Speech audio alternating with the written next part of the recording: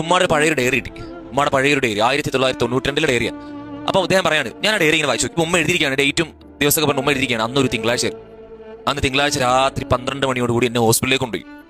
3 മണിയോടുകൂടി ഞാൻ പ്രസവിച്ചു. പക്ഷെ അല്പസമയം കഴിഞ്ഞപ്പോൾ കുഞ്ഞ് മരിച്ചുപോയി. അങ്ങനെ കുഞ്ഞിനെ കൊണ്ട് അടക്കി. ഉമ്മ ഇടയ്ക്കിടയ്ക്ക് ഈ സംഭവം ഇങ്ങനെ ഇരുന്ന് പറയും.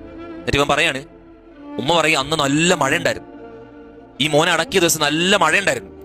അപ്പൊ എന്താ, ഞാൻ എന്തെങ്കിലും വിചാരിച്ചു, ഞാനെന്ന് ആഗ്രഹിച്ചു, എന്റെ മോനോട് ഒറ്റയ്ക്ക് കിടക്കുമല്ലേ, എന്റെ മോന്റെ കൂടെ ആ കബറിൽ ഞാനും കൂടെ പോയി കിടന്നിരുന്നെങ്കിലും എന്നുമ്മ ആഗ്രഹിച്ചു.